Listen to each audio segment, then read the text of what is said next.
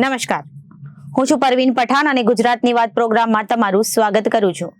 આજે આપણે આપણા આ પ્રોગ્રામમાં જાણીશું કે આપણા ગુજરાત રાજ્યમાં દિવસ દરમિયાન કઈ કઈ ઘટનાઓ બની છે અને કેવી રીતે બની છે, કયો છે સોશિયલ મીડિયાનો હોટ ટોપિક મુદ્દો, તે સમગ્ર જાણકારી વિસ્તારપૂર્વક આપણા આજના આ પ્રોગ્રામમાં આપણે નિહાળીશું. તો ચાલો જાણીએ અને નજર કરીએ શરૂઆતના મુખ્યના વિશેષ સમાચારો પર. ડમી વેબસાઇટ પર વર્લ્ડ કપમાં સટ્ટાબાજીનો એક નવો મામલો સામે આવ્યો. સાયબર ક્રાઇમે ધરપકડ કરી. તો બીજી બાજુ રાજુલા આરોગ્ય વિભાગ દ્વારા 85 બૂથ પર 16,722 બાળકોનું પોલિયો રસીકરણ કરાયું.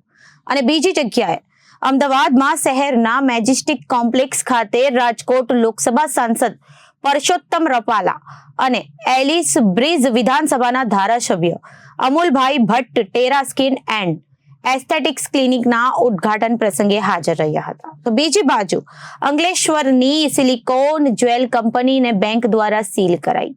બેંક સત્તાધીશોએ મનમાની ભર્યું વલણ દબાવ્યું અને જ્વેલ કંપનીના આક્ષેપ. તો બીજી બાજુ અમદાવાદ એરપોર્ટને 6 મહિનામાં ત્રીજી વાર ઉડાવી દેવાની ધમકી મળી. ડોગ સ્કોટ અને બોમ્બ સ્કોટ દ્વારા તપાસ હાથ ધરવામાં આવી અને સઘન ચેકિંગ હાથ ધરાયું.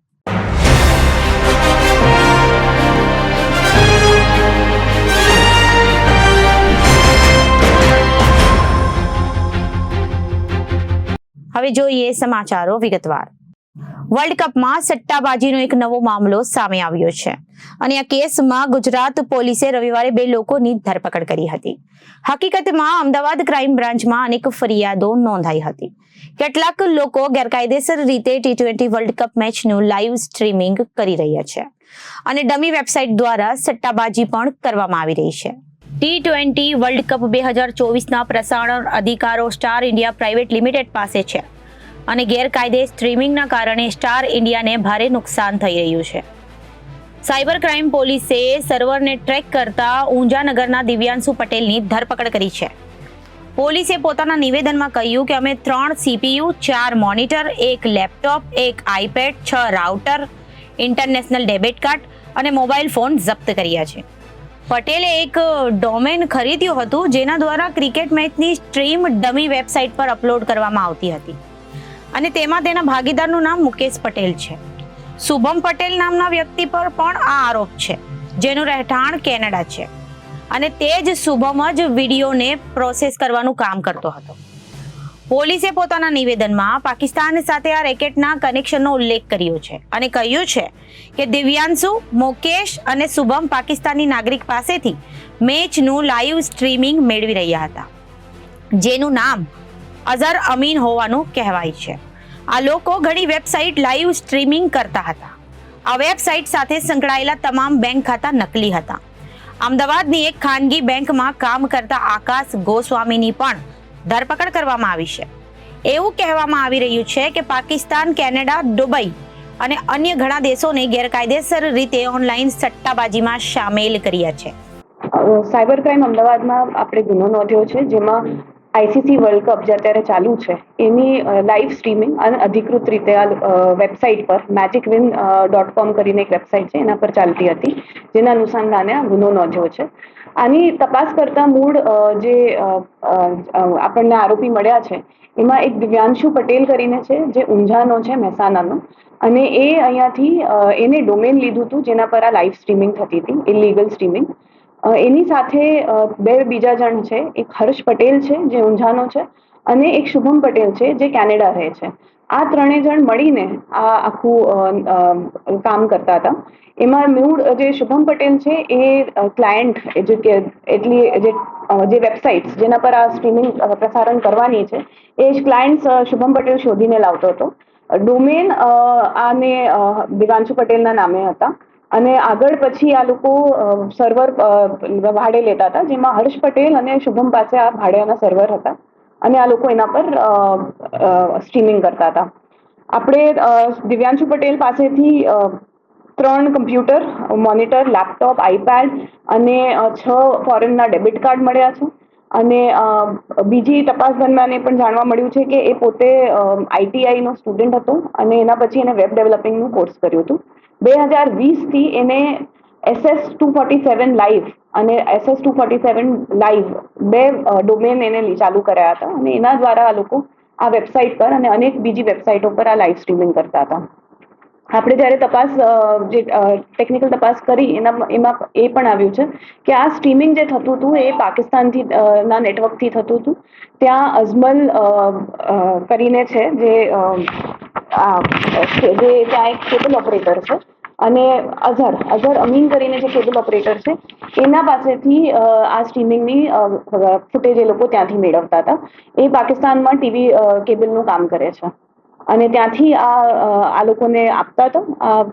બધા 3 અને આ અઝહર પણ સતત વોટ્સએપ દ્વારા કોન્ટેક્ટમાં રહેતા હતા અને અનેક વેબસાઇટ બીજી પણ છે જેની આખી લિસ્ટ અમારી પાસે છે જેમાં આ ફૂટેજ પ્રોવાઈડ કરવામાં આવતું હતું.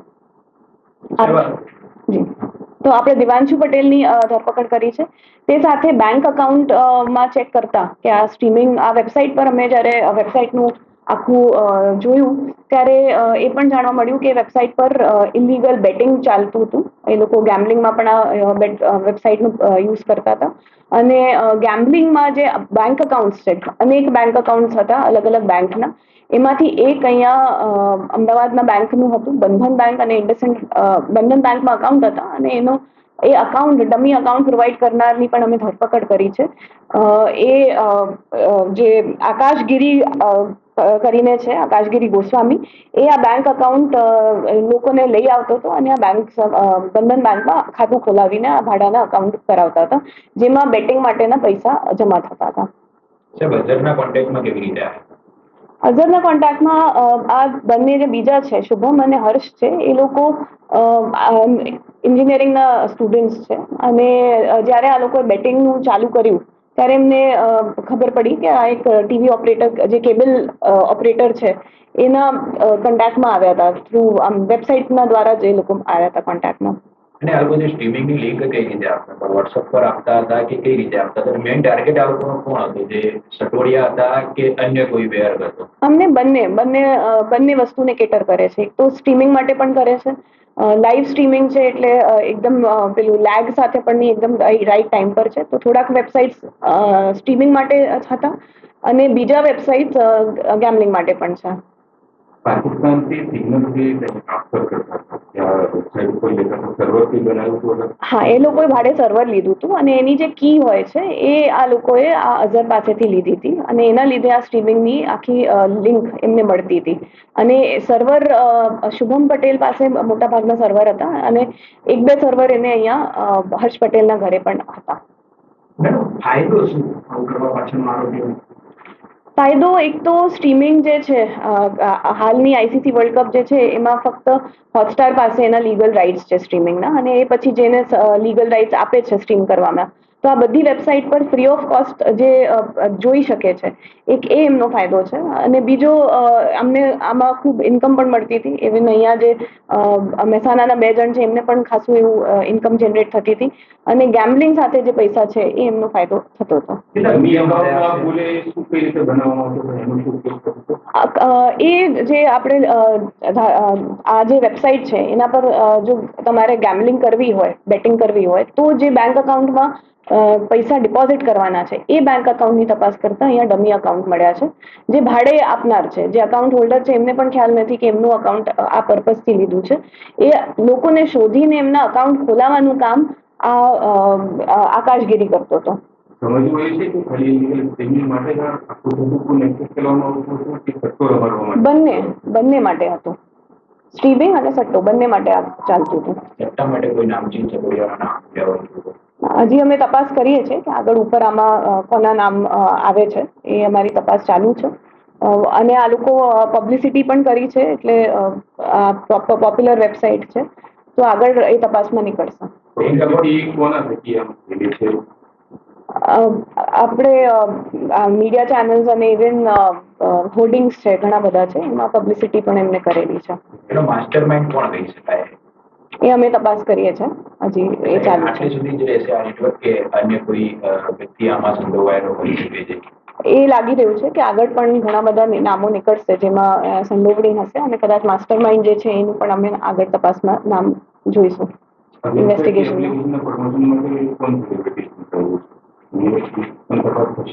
હા, એ અમે આગળ તપાસ કરીશું એ બાબતે. કોણ અમે કરી નથી, અમે કરવાના છે આગળ. એ અહીંયા ચિત્ર પબ્લિસિટી કરીને છે, એ લોકોની હોર્ડિંગ્સ છે અને એમાં આગળ અમે તપાસ કરીએ છીએ કે એમને કઈ રીતે. બાળ લકવા નાબૂદી અભિયાન અંતર્ગત બાળ લકવા નાબૂદ કરવાના હેતુથી ભારત સરકાર દ્વારા રવિવારના દિવસે NID પોલિયો રાઉન્ડનું આયોજન કરવામાં આવ્યું છે.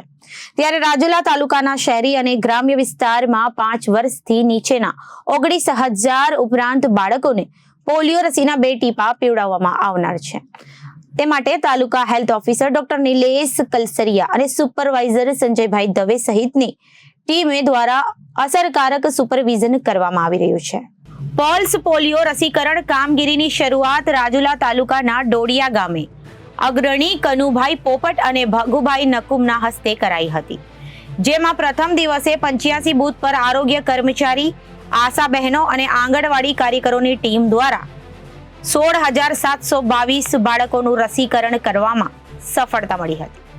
તાલુકા health officer doctor Nilesh Kalsariya દ્વારા જણાવવામાં આવ્યું કે જ્યારે બાકી રહેલા બાળકો માટે બીજા અને ત્રીજા દિવસે 146 ટીમ દ્વારા ગામના દરેક ઘરોની મુલાકાત લઈ કોઈ બાળક બાકી નથી તેની તપાસ કરાશે અને જો રસીકરણમાં બાળક બાકી હશે તો સ્થળ પર જ ટીમ દ્વારા રસી અપાશે. જ્યારે હાઈ રિસ્ક વિસ્તારવાળી વિસ્તારના ઈંટોના ભટ્ટાઓ તેમજ બાંધકામ ચાલતા હોય તેવા વિસ્તારોમાં 8 મોબાઈલ ટીમ અને લોક સમૂહવાળા વિસ્તારોમાં 4 ટ્રાન્ઝિટ ટીમ દ્વારા રાજુલા આરોગ્ય વિભાગ દ્વારા કામગીરી કરવામાં આવી રહી હોવાનું યાદીમાં જણાવ્યું હતું. શહેરના મેજેસ્ટિક કોમ્પ્લેક્સ ખાતે રાજકોટ લોકસભા સાંસદ પરસોત્તમ રૂપાલા અને એલિસ બ્રિજ વિધાનસભાના ધારાસભ્ય અમુલભાઈ ભટ્ટ ટેરા સ્કિન અને એસ્થેટિક્સ ક્લિનિકના ઉદ્ઘાટન પ્રસંગે હાજર રહ્યા હતા. ટેરા સ્કિન અને એસ્થેટિક્સ ક્લિનિકના ઉદ્ઘાટન પ્રસંગે લોકસભા સાંસદ પરસોત્તમ રૂપાલાએ પત્રકારોને સંબોધતા કરતા જણાવ્યું હતું કે રાષ્ટ્રની મહાન ચેતના ડોક્ટર શ્યામા પ્રસાદ મુખર્જીની ચેતનાને વંદન કરું છું. આ રાષ્ટ્રની અંદર એક નિશાન અને એક વિધાનનું સૂત્ર આપીને કાશ્મીર માટે આઝાદીની લડાઈ લડ્યા. આઝાદીની લડાઈમાં ખૂબ મહત્વનું યોગદાન આપ્યું. આજે કાશ્મીર ભારતનો અભિન્ન અંગ છે. તે સમયમાં આપેલા તેમના યોગદાનને અને રાષ્ટ્ર માટે કરેલી સેવાઓને યાદ કરીએ. વધુમાં જણાવ્યું હતું કે આજે ડોક્ટર પ્રશાંત કાલાવડિયા દ્વારા મેડિકલ ક્ષેત્રે નવું સાહસ કરવામાં આવ્યું છે. જેઓ હોમિયોપેથીના નિષ્ણાંત છે.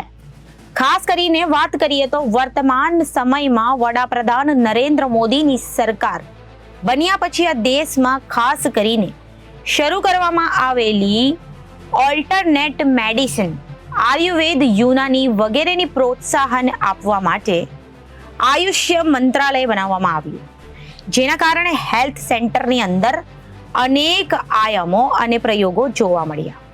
આજે અમદાવાદ ખાતે ડોક્ટર પ્રશાંતભાઈ આગળ આવી રહ્યા છે, જેના માટે બ્યુટિફિકેશન અને સ્કિન ડિસીઝ સારવાર તો ઉપલબ્ધ થશે જ, સાથે સાથે અનેક ક્ષેત્રોના તજજ્ઞો દ્વારા આ મેડિકલ સેન્ટરની અંદર આપણે જેને ઓપીડી કહીએ છીએ એ કરવાની સુવિધા પણ અહીંયા મળી રહેશે. ડૉક્ટર પ્રશાંત કાલાવડિયા દ્વારા એક નવું સાહસ શરૂ થઈ રહ્યું છે. હોમિયોપેથના તેઓ નિષ્ણાંત છે.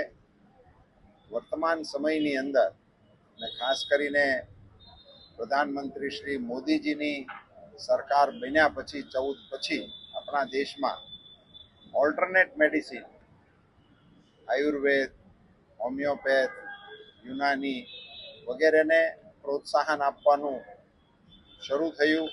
આયુષ મંત્રાલય બન્યું અને એને કારણે હેલ્થ સેક્ટરની અંદર અનેક નવા આયામો અને પ્રયોગો આપણને જોવા મળ્યા છે. આજે અહીંયા અમદાવાદ ખાતે એક યુનિક પ્રયોગ મેડિકલ ક્ષેત્રની અંદર કરવા માટે આ ડૉક્ટર પ્રશાંતભાઈ આગળ આવી રહ્યા છે. એક પ્રકારની એવી વ્યવસ્થા અહીંયા એ ઊભી કરવા જઈ રહ્યા છે જેના માધ્યમથી બ્યુટિફિકેશન અને સ્કિન ડિઝીઝ ને લગતી સારવાર તો ઉપલબ્ધ થશે જ, સાથે સાથે અન્ય ક્ષેત્રના તજજ્ઞોને પણ આ મેડિકલ સેન્ટરના અંદર આપણે એને ઓપીડી કહીએ છીએ, કન્સલ્ટેશન કહીએ છીએ, એ કરવા માટેની સુવિધા પણ અહીંયા છે. એટલે ડૉક્ટરોએ હોસ્પિટલ નથી ખોલવાનું, એ અહીંયા આવશે વિઝિટેશન ઉપર, અને એ વિઝિટેશન ઉપર આવેલા ડૉક્ટરોને મળવા માટે ટેકનોલોજીના પ્રયોગથી એક એપ બનાવી છે, અને એ એપના માધ્યમથી જે લોકોને જે પ્રકારના ડૉક્ટરને મળવું હોય એની સાથે ટેકનોલોજીના માધ્યમથી જોડાઈને જ્યારે એને સમય મળ્યો હોય ત્યારે જ આવીને એમને મળી શકાય એવો એક નવતર પ્રયોગ પણ આજે અહીંયાથી પ્રારંભ થઈ રહ્યો છે. એને હું શુભકામનાઓ પાઠવું છું. જનસામાન્યને ટેકનોલોજીના કારણે સરળતા અને સુવિધામાં વધારો થાય અને ડૉક્ટર પ્રશાંત કાલાવાડિયાને એમની કારકિર્દીમાં સારી પ્રગતિ થાય એવી શુભકામનાઓ. ધન્યવાદ. અંકલેશ્વર જીઆઈડીસીમાં આવેલી સિલિકોન જ્વેલ કંપનીને યુનિયન બેંક ઓફ ઇન્ડિયા દ્વારા સીઝ કરાઈ હતી. કંપનીના સત્તાધીશે પૈસા ભરી દીધા હોવાના આધાર પુરાવા બતાવ્યા છતાં બેંકના અધિકારીઓએ મનમાની કરી સીલ માર્યું હોવાનો આરોપ કંપનીના સત્તાધીશોએ લગાવ્યો હતો. અંકલેશ્વર જીઆઈડીસીમાં આવેલી સિલિકોન જ્વેલ પ્રાઇવેટ લિમિટેડ કંપનીને કોરોના કાળમાં નુકસાન થયું હોવાથી યુનિયન બેંક ઓફ ઇન્ડિયા પાસેથી 30 કરોડની લોન લીધી હતી, જે સમયસર ન ચૂકવતા બેંક અને સિલિકોન જ્વેલ કંપનીના ડાયરેક્ટર વચ્ચે કોર્ટમાં કેસ ચાલી રહ્યો છે. તેની આગામી મુદત 25 જૂનના દિવસે હતી, પરંતુ એ પહેલા જ બેંકના અધિકારીઓએ કંપની સીઝ કરવા પહોંચ્યા હતા, જ્યાં પોલીસની હાજરીમાં કંપનીના સત્તાધીશો અને બેંક અધિકારી વચ્ચે શાબ્દિક ઘર્ષણ થયું હતું, પરંતુ પોલીસે સ્થિતિ સંભાળી લીધી હતી. બાદમાં યુનિયન બેંક ઓફ ઇન્ડિયાના અધિકારીઓ કંપનીના મેઇન ગેટનું તાળું તોડી પાડી કંપનીમાં પ્રવેશ કર્યો અને આખી મિલકત તેમજ મશીનરી જપ્ત કરી હતી.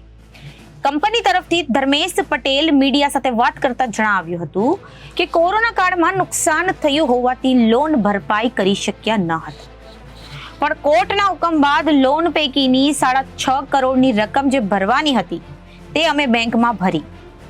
તેની રિસીવ્ડ કોપી પણ લીધી હતી, જેના ડિમાન્ડ ડ્રાફ્ટની કોપી પણ અમારી પાસે છે.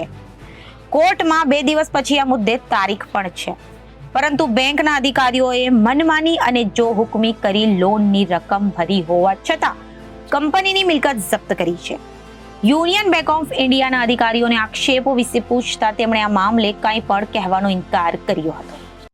Silicon jewel industries private limited અમારી જીતાલીમાં કંપની આવેલી છે. કોરોના દરમિયાન અમારે આર્થિક નુકસાન બહુ ગયું, એના હિસાબે અમારે બેંકના પૈસા ભરવાના બાકી હતા. અમે કોર્ટમાં ગયા, કોર્ટે અમને હુકમ કર્યો કે ભાઈ 6.5 કરોડ રૂપિયા ભરો, તો ટુકડે ટુકડે અમે 6.5 કરોડ રૂપિયા ભરી દીધા છે. છતાં આ લોકો એ સ્વીકારવા તૈયાર નથી. કોર્ટનો હુકમ કોર્ટે એમને 25 તારીખની ડેટ આપી છે, તો બી અમે એમને ઇન્વર્ટ કરાયા કાગળો, તો બી એ લોકો અમારી કંપની સીલ કરવા માટે આવ્યા છે અને જબરદસ્તી કરી રહ્યા છે અને અમારા 200 માણસોની રોજગારી છીનવી રહ્યા છે અને અમારો હિત દુભાવી રહ્યા છે. અને અમારી કંપની 60 કરોડની કંપની એ લોકોએ 18 કરોડમાં કોઈ બીજાને વેચી અને મેળાપીપણામાં પૈસા લઈ અને આ લોકોએ બધું આવું કૃત્ય આદર્યું છે, જે આ તમારી નજર સમક્ષ સ્પષ્ટ છે. આજે તમે બેંકના અધિકારીઓ સાથે શું વાત કરી? અધિકારીઓને અમે રિક્વેસ્ટ કરી કે સાહેબ 2 દિવસ તમે કહો છો કે 25 તારીખની મુદત છે, તો 2 દિવસ પછી તમે 2 દિવસ પછી આવજો. કોર્ટ શું કહે છે ત્યારે અમે પૈસા જમા કર્યા છે તો જાણો. તો એ લોકો કશું સાંભળવા જ તૈયાર નથી અને જો હુકમી કરી અને અમારી કંપનીમાં અંદર ઘૂસી અને દાદાગીરીથી અમારો કબજો લઈ રહ્યા છે. તાજેતરમાં જ વડોદરા સહિત દેશના 15 જેટલા એરપોર્ટને બોમ્બથી ઉડાવી દેવાની ધમકીભર્યા મેલ એરપોર્ટ ઓથોરિટીને મળ્યા હતા. એરપોર્ટ ઓથોરિટીને ધમકીભર્યા મેલ મળતા એરપોર્ટ તંત્ર દોડતું થઈ ગયું હતું. આ ઘટનાના 6 દિવસ બાદ આજે અમદાવાદ એરપોર્ટને ફરી એક વખત બોમ્બથી ઉડાવી દેવાની ધમકી મળી છે, જેને પગલે અમદાવાદ એરપોર્ટ પર ચેકિંગ હાથ ધરવામાં આવ્યું છે. CISFની ડોગ સ્કોટ અને બોમ્બ સ્કોટ દ્વારા તપાસ હાથ ધરવામાં આવી છે. ઉલ્લેખનીય છે કે અમદાવાદ એરપોર્ટને 6 મહિનામાં 3જી વાર બોમ્બથી ઉડાવવા દેવાની ધમકીનો ઈમેલ મળ્યો છે. દર 10 થી 15 દિવસે ઈમેલ દ્વારા દેશના વિવિધ એરપોર્ટને ઉડાવી દેવાની ધમકી મળી રહી છે. જોકે મેલ દ્વારા મળતી ધમકી તપાસના અંતે ખોટી સાબિત થઈ રહી છે. આ પહેલા ગત 12 મે 2024ના રોજ પણ અમદાવાદ એરપોર્ટને બોમ્બથી ઉડાવી દેવાની ધમકી મળી હતી. મંગળવારે 18 જૂન વડોદરા એરપોર્ટ પર પણ બોમ્બની ધમકીના ઈમેલ મળ્યા હતા. એરપોર્ટમાં એક બોમ્બ છે જે બ્લાસ્ટ થઈ જશે એવો ધમકીભર્યા ઈમેલ મળતા સ્થાનિક પોલીસને પણ જાણ કરવામાં આવી છે. પોલીસ અને CISF દ્વારા ચેકિંગ હાથ ધરવામાં આવ્યું. એરપોર્ટમાં બોમ્બ સ્ક્વોડ અને ડોગ સ્ક્વોડ દ્વારા પણ ચેકિંગ કરવામાં આવ્યું. આ દરમિયાન એરપોર્ટ પર કાંઈ પણ શંકાસ્પદ ન મળતા એજન્સીઓને હાશકારો થયો હતો. આ દરમિયાન DCPના પન્ના મોમાયાએ વડોદરા એરપોર્ટને આજનો દિવસ હાઈ એલર્ટ પર રાખવામાં આવ્યો હોવાનું જણાવ્યું હતું. ગત 12 મે 2024ના રોજ અમદાવાદના સરદાર વલ્લભભાઈ પટેલ ઇન્ટરનેશનલ એરપોર્ટને બોમ્બથી ઉડાવી દેવાની ધમકી મળી હતી. કોઈ અજાણ્યા ઈમેલ આઈડી પરથી અમદાવાદ એરપોર્ટને બોમ્બથી ઉડાવી દેવાની ધમકી મળી હતી, જેને લઈને એરપોર્ટ ઓથોરિટી દ્વારા ગ્રાઉન્ડ સ્ટાફ અને એરલાઇન સ્ટાફને તમામ મુસાફરોનું સઘન ચેકિંગ કરવાની કડક સૂચના આપવામાં આવી હતી. પરંતુ ચેકિંગમાં કાંઈ પણ શંકાસ્પદ વસ્તુ હાથ ન લાગી હતી તથા ઈમેલમાં પણ અમદાવાદના સરદાર વલ્લભભાઈ પટેલ ઇન્ટરનેશનલ એરપોર્ટનું નામનો ઉલ્લેખ કરવામાં આવ્યો ન હતો. કર્ણાટકના કાલબુર્ગી એરપોર્ટ પર બોમ્બ હોવાની ધમકી મળી છે. ધમકી ઈમેલ દ્વારા મોકલવામાં આવી છે. એરપોર્ટ ડાયરેક્ટર સ્થાનિક પોલીસને જાણ કરી ત્યારબાદ પોલીસ અને બોમ્બ સ્ક્વોડ એરપોર્ટ પર પહોંચી ગયા છે અને એરપોર્ટને સેનિટાઈઝ કરવામાં આવી રહ્યું છે. શુક્રવારે 21 જૂન મધ્યપ્રદેશના ઇન્દોરમાં અહેલિયા ઇન્ટરનેશનલ એરપોર્ટ પર ફરી એકવાર બોમ્બની ધમકી મળી હતી. આમાં પણ ઈમેલ આઈડી પર જ ધમકી આપવામાં આવી હતી. નોંધનીય છે કે થોડા દિવસો પહેલા ઇન્દોર અને ભોપાલ સહિતના દેશના 50 એરપોર્ટને બોમ્બની ધમકીઓ સાથે મેલ કરવામાં આવ્યો હતો. આ પછી એરપોર્ટ પર સુરક્ષા વધારી દેવામાં આવી છે. તે જ સમયે એરપોર્ટ અધિકારીઓએ એરોડ્રોમ પોલીસ સ્ટેશનમાં અજાણી વ્યક્તિ વિરુદ્ધ ધમકીની ફરિયાદ નોંધાવી છે. આ પહેલા ડિસેમ્બર 2023માં અમદાવાદ એરપોર્ટને બોમ્બથી ઉડાવી દેવાની ધમકીભર્યો ઈમેલ પોલીસને મળતા પોલીસ દોડતી થઈ ગઈ હતી. આ ધમકીભર્યા ઈમેલ બાદ પોલીસ અને બોમ્બ ડિસ્પોઝલ સ્ક્વોડની ટીમે સર્ચ ઓપરેશન હાથ ધર્યું હતું. જો કે પ્રાથમિક તપાસમાં એરપોર્ટ પર બોમ્બ હોવાની વાત માત્ર એક અફવા હોવાનું સામે આવ્યું હતું. અમદાવાદ એરપોર્ટને ઉડાવી દેવાની ધમકી આપતો એક ઈમેલ શહેર પોલીસને મળ્યો હતો. આ ઈમેલ આવ્યા બાદ પોલીસે ત્વરિત કાર્યવાહી હાથ ધરીને બોમ્બ ડિસ્પોઝલ સ્ક્વોડની ટીમ સાથે સર્ચ ઓપરેશન હાથ ધર્યું હતું. જો કે પ્રાથમિક તપાસમાં એરપોર્ટ પર કોઈ શંકાસ્પદ વસ્તુ મળી આવી ન હતી. આ મામલે હવે એરપોર્ટ પોલીસે અફવાને લઈને ફરિયાદ નોંધી છે. તો અત્યારે ગુજરાતની વાતમાં વિરામ લઈએ. વધુ સમાચારો માટે જોતા રહો જનાદેશ ન્યૂઝ. નમસ્કાર.